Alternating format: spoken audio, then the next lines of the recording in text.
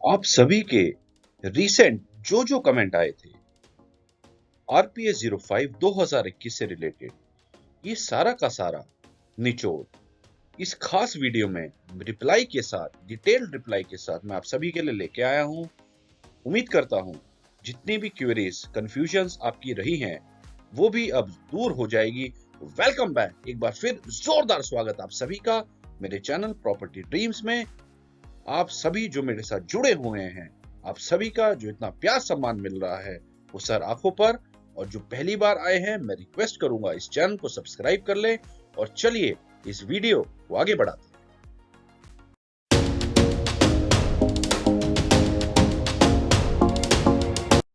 अभी सबसे पहला जो एक मेरे पास सवाल आया, सबसे पहला सवाल एक ये था कि कोई भी इस फॉर्म में हमें कैपिटल लेटर्स भरने की जरूरी है क्या? Is it mandatory? क्या ये अनिवार्य जरूरी है? आपको ये बता दें, आप लाइफ में कानून एक अपना माइंड सेट कर लीजिए। कभी भी आप कोई भी फॉर्म भरते हैं, हमेशा वो कैपिटल लेटर्स में ही भरा जाता है और हमेशा किसी भी दो चीजों के बीच में एक स्पेस जरूर दिया जाता है। मतलब अगर आपका नाम पंकज कुमार है तो पंकज कुमार में आप एक तो पंकज और कुमार कैपिटल में लिखेंगे और साथ में दोनों में पंकज और कुमार में जे और के बीच में एक स्पेस देंगे। तो ये बात हुई कैपिटल लेटर्स की, ये हमेशा अनिवार्य होता है। कुछ जगह पे अगर अलग से स्मॉल लेटर्स का निर्देश दिया है तभी आपको लिखना है, अदरवाइज हमेशा आप नियम बांध लीजिए, हमेशा आपको कैपिटल लेटर्स में ही लिखना है। चाहे वो प्रॉपर्टी का फॉर्म हो या कहीं भी किसी एडमिशन या एजुकेशन से रिलेटेड फॉर्म हो, आपको हमेशा कैपिटल लेटर में ही भरना है। दूसरा जो मेरे पास कमेंट आया था कि पेमेंट प्लान 1 2 3 के मतलब को समझाए, आपको बता दे। ऑलरेडी इसकी वीडियो मैंने अपनी प्लेलिस्ट में दी हुई है, आप इससे पहली वाली वीडियोस देख सकते हैं। उसमें पेमेंट प्लान 1 2 एंड 3 पूरा डिफाइन है। और एड्रेस 2 की जो आपने पूछा है, आपको ये बता दे जो आपका कॉरेस्पॉन्डेंस एड्रेस है वही आपका परमानेंट एड्रेस है, तो आपको उसे परमानेंट को टिक कर देना है और परमानेंट एड्रेस को भी आपको फिलअप कर लेना है।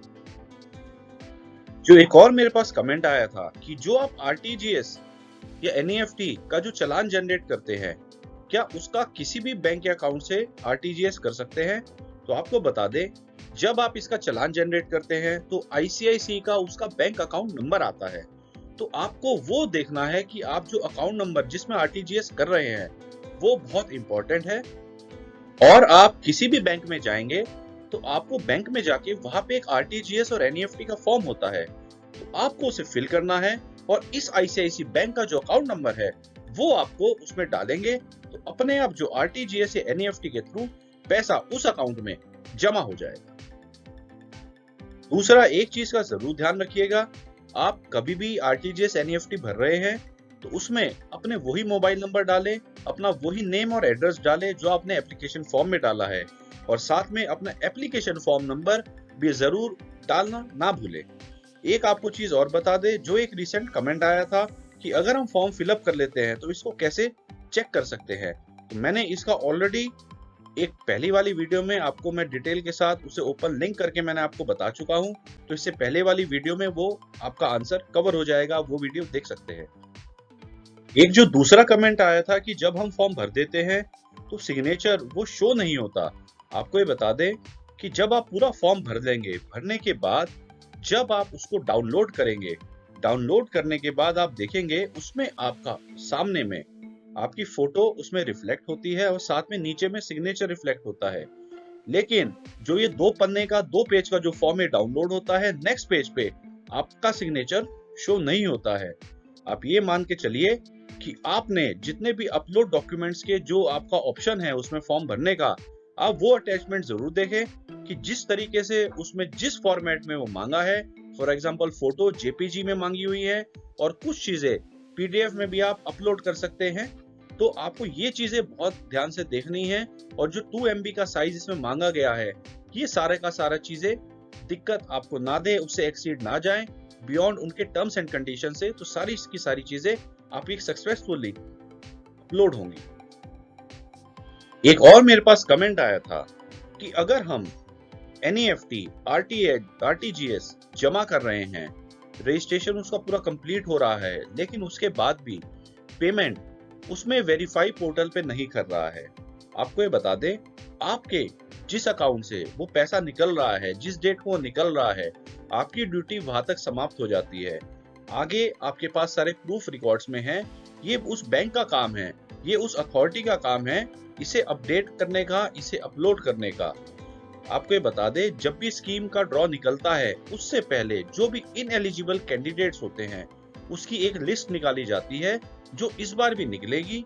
वो लिस्ट को आप जरूर देखें, नहीं तो मैं इस चैनल पे वो लिस्ट को जरूर अपडेट आपको बताऊंगा। इस चैनल के साथ जरूर जुड़े रहें। बस इतना ही मैंने आपको बताना है।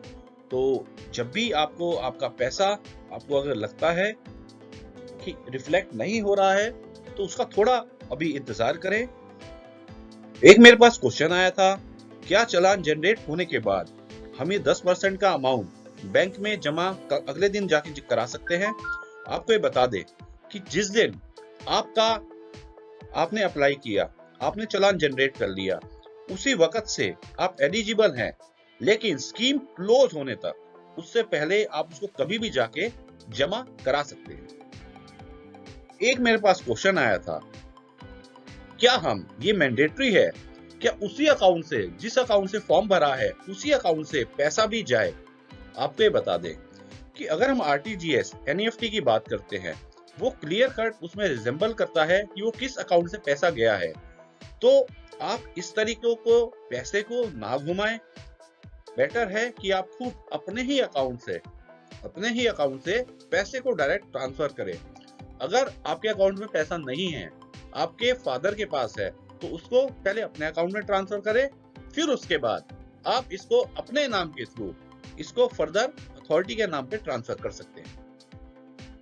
एक और मेरे पास कमेंट आया था कि अगर हम आरटीजीएस एनईएफटी के थ्रू 120 स्क्वायर मीटर का अमाउंट जो कि बनता है 2,13,600 और आरटीजीएस के साथ 605 बनता है, हम वो 5 रुपए उस अमाउंट में वो भरना भूल गए, तो क्या ये डिस्क्वालीफाई हो जाएगा? आपको ये बता दे, बिल्कुल होगा, क्योंकि जो फीस उन्होंने मांगी है और उसके साथ उसका मैंने आपको बताया था डिटेल में 5 रुपए के आसपास उनका मिसलेनियस चार्जेस है जो इसमें ऐड होता है।